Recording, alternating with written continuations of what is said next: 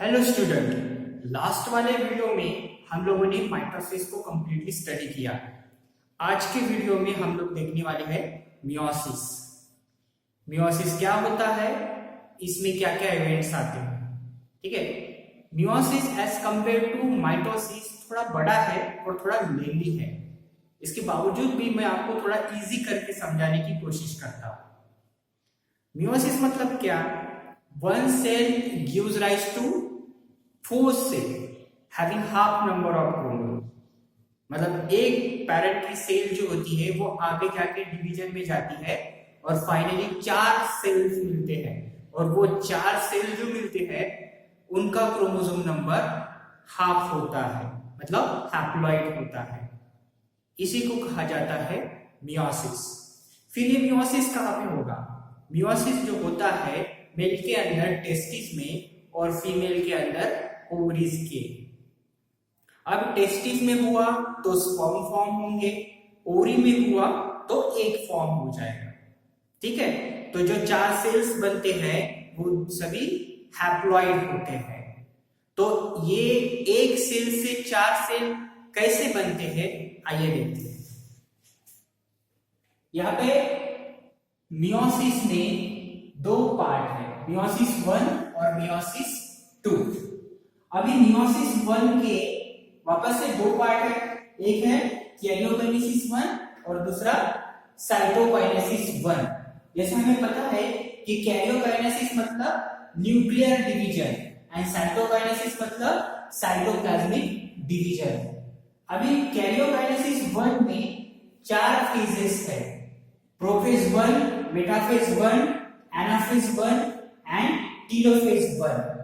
इसमें से जो प्रोफेज 1 है इसके आगे जाके 5 स्टेप्स है, लिप्टोटीनी, जाइगोटीनी, पैचिटीनी, डिप्लोटीनी एंड डायकाइनेसिस। कभी-कभी ये पूछा जाता है इन meiosis which one is the largest phase, तो आंसर में लिखना पड़ेगा prophase 1 is the largest phase. क्यों? क्योंकि प्रोफेज 1 में ये 5 फेजेस आते हैं, लिप्टोटीनी, जाइगोटीनी, पैचिटीनी, डिप्लोटीनी एंड डायकाइनेसिस। इसको अगर देखोगे तो मैंने जो पहला वर्ड है इसको डार्क करके लिखा हुआ है। ये इसलिए लिखा है, अगर किसी को याद करने में डिफिकल्टी होती है तो इसका मैंने एक पैटर्न बनाया हुआ है जो आपको आसानी से ध्यान में रह सकता है।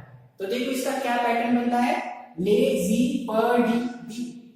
अगर ये सेंटेंस आप याद रखोगे, लेजी पढ़ी दी, तो आपको ये पांचों भी नाम याद रहे।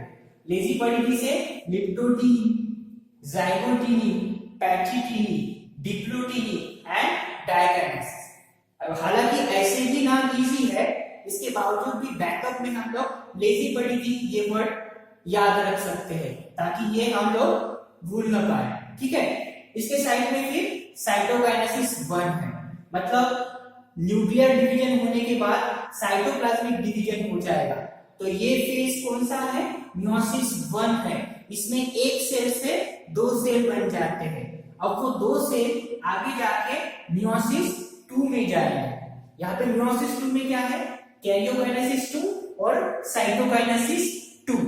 कैरियोकाइनेसिस 2 में प्रोफेज 2, मेटाफेज 2, एनाफेज 2 और टेलोफेज 2। फिर बाद में साइटोकाइनेसिस 2। ऐसे जो 2 सेल इस फेज में गए थे मियोसिस 2 में, वो आगे जाके हर एक सेल 2 सेल देगा, मतलब टोटल कितनी हो जाएंगे? 4 सेल हो जाएंगे। मतलब 1 cell gives rise to 4 cell having half number of chromosome. इसी को हम लोग बोलेंगे मियोसिस होता है। तो इसके बाद अभी देखते हैं डिटेल्स में क्या होता है, इसमें क्या क्या इवेंट्स होते हैं। तो सबसे पहले देखेंगे मियोसिस 1 की प्रोफेज 1। ये प्रोफेज 1 ही कभी-कभी बहुत बार 5 मार्क के लिए पूछा गया है इसके ऊपर क्वेश्चन। तो आपको पूरा मियोसिस कभी पूछा नहीं जाएगा, इसके फेजेस पूछे जाएंगे और उसमें से इंपॉर्टेंट जो है वो है प्रोफेज 1। प्रोफेज 1 को मैं आपको अच्छे से एक्सप्लेन कर देता हूं।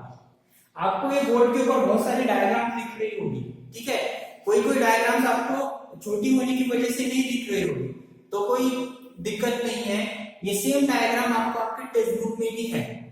यहाँ पे कंसेप्ट समझ लो, जो डायग्राम में दिख रही होगी क्लियरली, आप आपका टेक्स्ट बुक भी रेफर कर सकते हो डायग्राम के लिए, ठीक है। तो एक्सप्लेनेशन देखो, मियोसिस 1 की प्रोफेज 1 हम लोग देखेंगे। अभी पता है प्रोफेज 1 में ये 5 फेजेस आने वाले हैं। लेजी पॉलीटी मतलब लिप्टोटीनी, ज़ाइगोटीनी, पैचिटीनी, डिप्लोटीनी एंड डायगाइनेसिस। वन बाय वन हम लोग को इसको स्टडी करना है। सबसे पहले आपको बता देता हूं, ये जो प्रोफेज 1 है ये एक्चुअली होगा कहां। हम लोगों ने माइटोसिस में देखा था कि प्रोफेज जो होती है वहां पे सिर्फ क्या होगा, सेंट्रियोल अपोजिट पोल पे जाएगा, न्यूक्लियोलस डिसअपियर हो जाएगा, nuclear membrane start to disappear होगी, जो क्रोमोसोम है वो विजिबल होने की कोशिश करेंगे। यही इवेंट्स यहाँ पे होंगे। तो हमारा मेन फोकस क्या होने वाला है, प्रोफेज 1 के ऊपर। तो जितने भी ये 5 भी होने वाले हैं, लिप्टोटीनी से लेके डायगाइनेसिस, ये सब न्यूक्लियस के अंदर होने वाले हैं। हम लोग पूरी तरह से प्रोफेज 1 में ये 5 भी स्टेजेस पढ़ेंगे, तो वो सब किसके अंदर होंगे, न्यूक्लियस के अंदर। तो आइए देखते हैं न्यूक्लियस के अंदर क्या क्या चेंजेस होते हैं। तो पहली जो फेज है प्रोफेज 1 की लिप्टोटीनी। लिप्टोटीनी में क्या होता है, लिप्टोटीनी में होता है already replicated chromatic network transfer into long thin thread like chromosome. अभी यहाँ पे पहले से रेप्लिकेटेड क्रोमैटिक नेटवर्क होता है, अभी वो क्या होने की कोशिश कर रहा है, long thin thread like structure बनने की कोशिश कर रहा है। यहाँ पे तुम लोगों को दिख रहा होगा एक थ्रेड जैसा बीडेड एक डॉट डॉट जैसा डाला हुआ मैंने, that is going to be transfer into the long thin thread like structure. ये जो इवेंट्स होता है ये इवेंट्स होगा लिप्टोटीनी के अंदर। बस इतना ही ध्यान में रखना है। लिप्टोटीनी में क्या लिखेंगे, already replicated chromatic network transfer into long thin thread like structure, वो थ्रेड लाइक स्ट्रक्चर बनने की कोशिश करेगा। उसके बाद नेक्स्ट है जाइगोटीनी। जाइगोटीनी में क्या होगा, the homologous chromosome come close to each other to form a pair and that pairing is called as the synapsis। मतलब यहाँ पे तुम लोगों को दो क्रोमोसोम दिख रहे हैं जो एक पास पास आए हुए हैं, ठीक है। तो ये दो क्रोमोसोम क्या है, एक दूसरे के होमोलॉगस क्रोमोसोम है।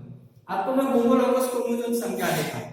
होमोलॉगस क्रोमोसोम जैसे कि मैंने पहले कहा था कि हम लोग ड्यूप्लॉइड है। ड्यूप्लॉइड मतलब हमारे आधे क्रोमोसोम फादर की तरफ से, आधे क्रोमोसोम मदर की तरफ से।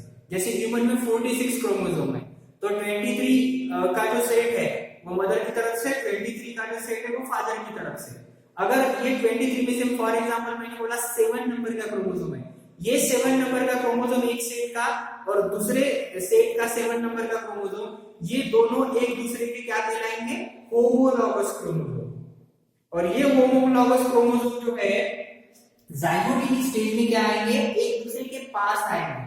तो इसलिए क्या इवेंट होने वाला है, homologous chromosome come close to each other to form a pair। क्या बनेगा, पेयर बनेगा। and this pairing is called as the synapsis। synapsis कहाँ पे होगा, ऐसा पूछा था, आपको आंसर में लिखना पड़ेगा zygotic स्टेज में होता है। तो बस इतना ही इवेंट्स क्या है, the homologous chromosome come close to each other to form a pair and that pairing is called as the synapsis। इसके बाद नेक्स्ट पैचिटिनी। पैचिटिनी जो स्टेज है काफी इंपॉर्टेंट है। कभी-कभी 2 या 3 मार्क के लिए सिर्फ पैचिटिनी स्टेज के ऊपर ही 10th स्टैंडर्ड में क्वेश्चन रहते हैं बोर्ड में।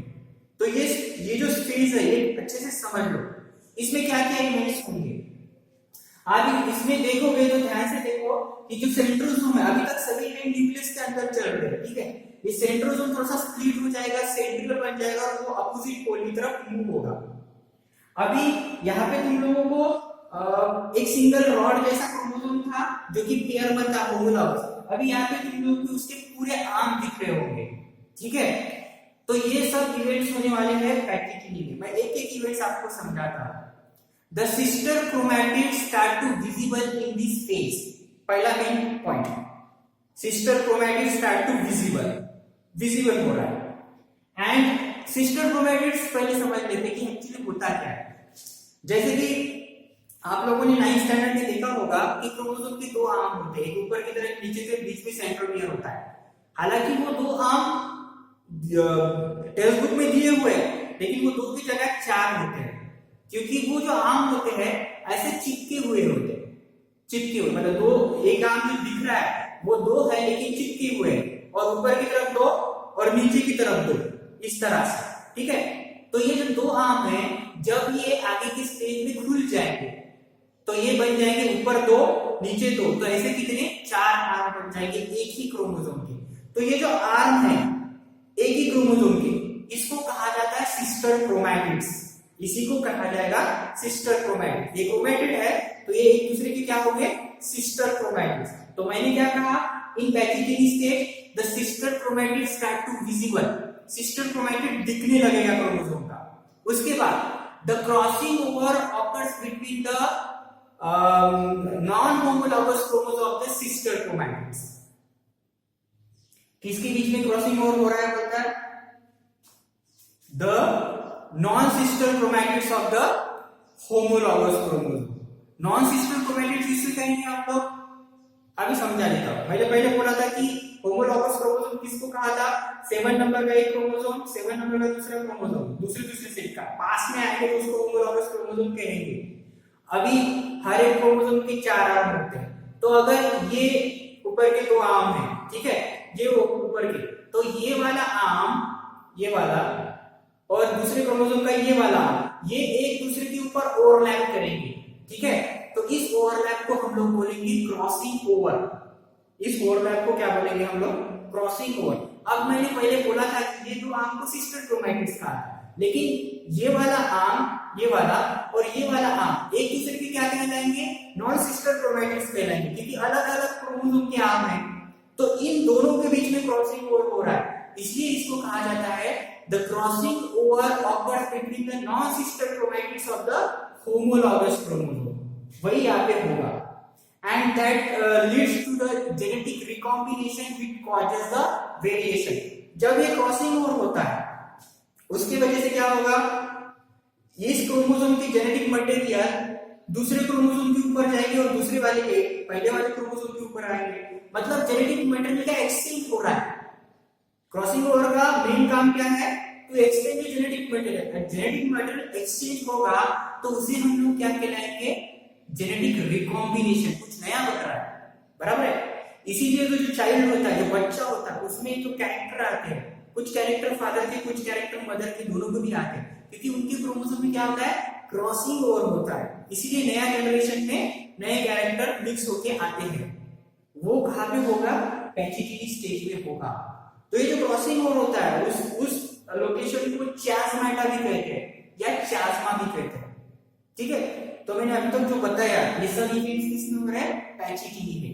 तो पैचिटिनी को अभी अगर 2 मार्क्स मिला है तो कैसे लिखोगे, सबसे पहला पॉइंट लिखोगे, पहले डायग्राम लिखना, ठीक है।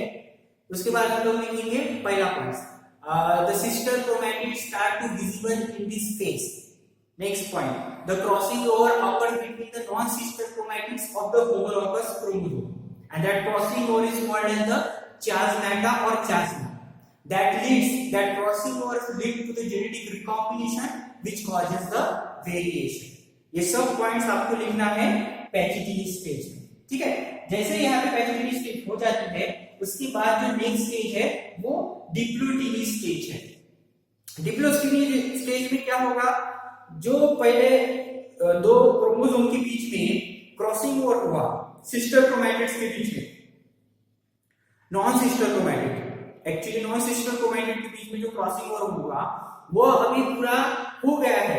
तो अब क्या करेंगे, नेक्स्ट वाले फेज में they start to repair from each other, अलग होने की कोशिश करेंगे।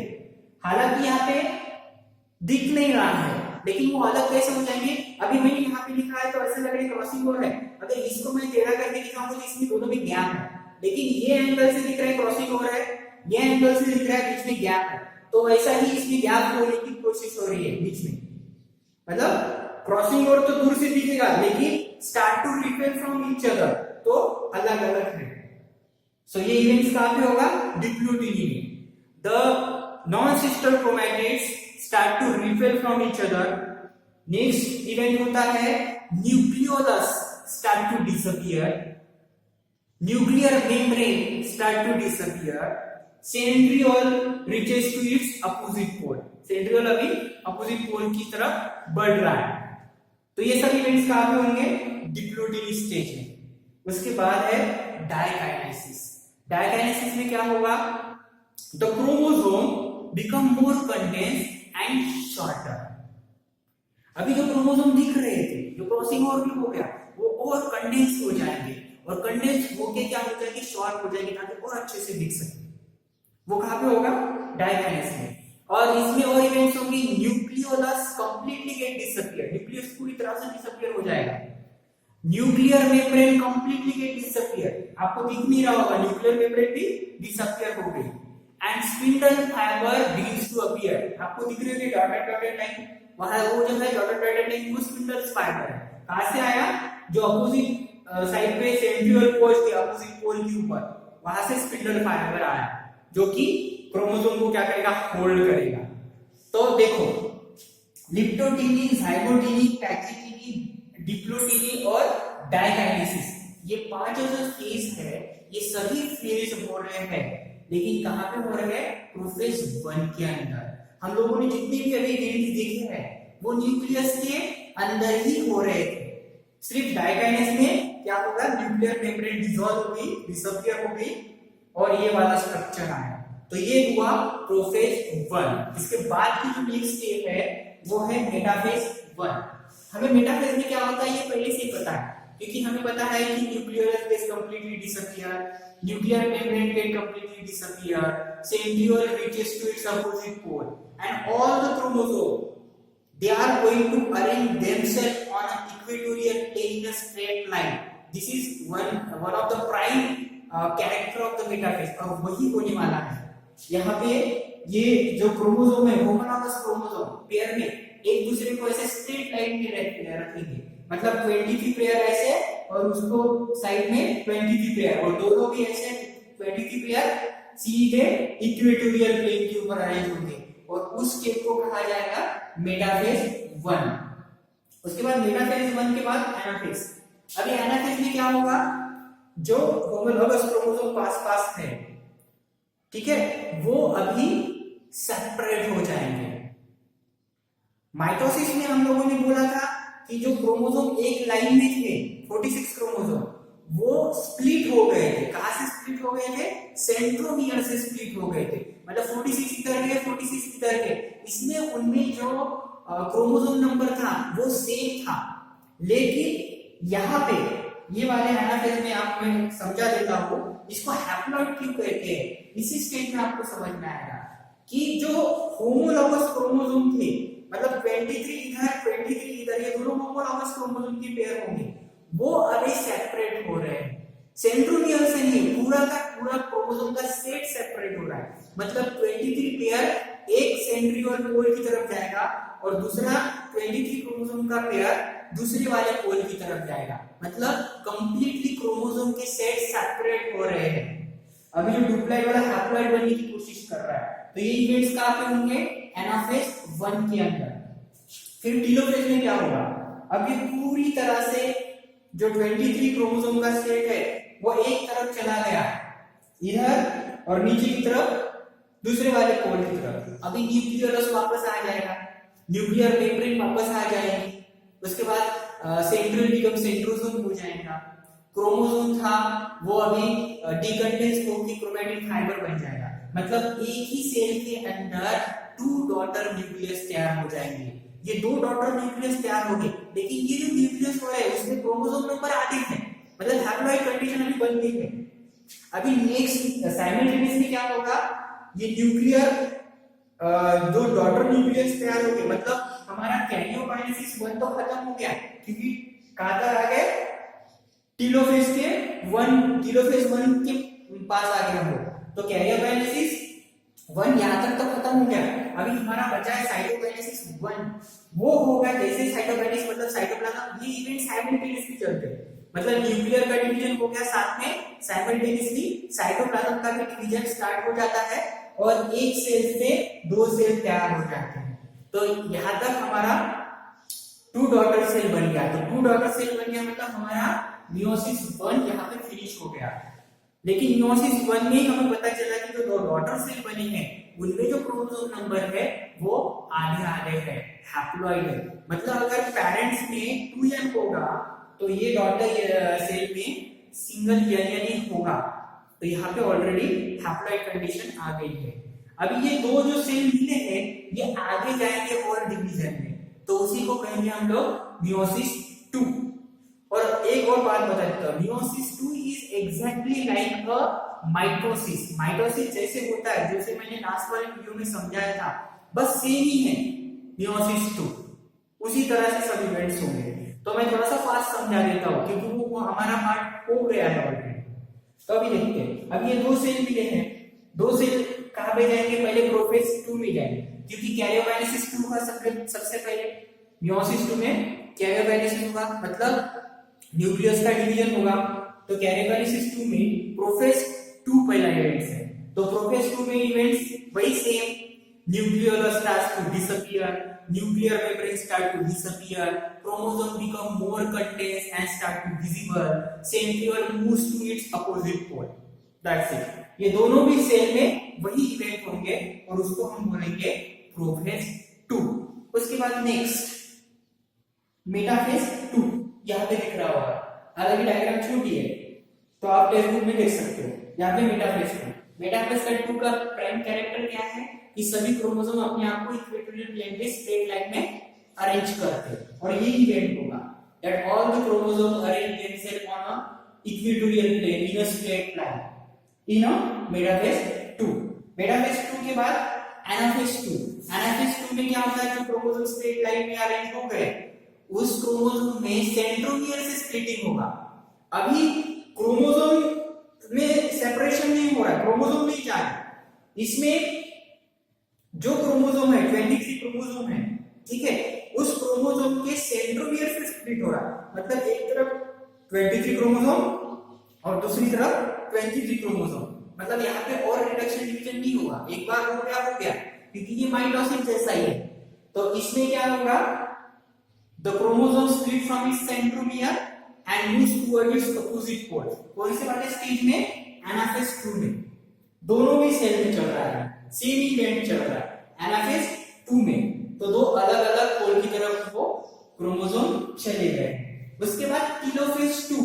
टेलोफेज 2 में क्या हो गया, अभी जो तो क्रोमोसोम का सेट था वो अलग अलग पोल के ऊपर चला गया, अब वो क्रोमोसोम के आजू बाजू में न्यूक्लियर मेम्ब्रेन आ जाएंगी, न्यूक्लियोलस आ जाएगा, वो क्रोमोसोम डिकंडेंस हो जाएगा और थ्रेड लाइक बन जाएगा, और सेंट्रियोल जो था वो सेंट्रोसोम बन जाएगा। मतलब ये ऊपर के सेल में दो डॉटर न्यूक्लिया तैयार हो गए, ये नीचे की भी सेल में दो डॉटर न्यूक्लिया तैयार हो गए, ठीक है, एक ही सेल में दो डॉटर न्यूक्लिया तैयार हो गए, मतलब न्यूक्लियर डिवीजन फिनिश हो गया। कैरियोकाइनेसिस 2 यहाँ पे फिनिश हो गया। साइमल्टेनियसली क्या होगा, साइटोकाइनेसिस 2 होगा। अब वो साइटोकाइनेसिस 2 इसके साथ जैसे होता है तो ये वाली ऊपर की एक सेल दो सेल देगी, ये नीचे की सेल दो सेल देगी, मतलब 2 + 2 टोटल कितने सेल हो गए, 4 सेल, और चारों सेल में जो क्रोमोसोम नंबर है वो आता है हैप्लॉइड है, मतलब n वाला होगा। तो अगर मेल सेल अगर डिवाइड हुए तो ये फाइनली जो 4 सेल मिल रहे हैं वो सभी क्या है, हैप्लॉइड है, ठीक है।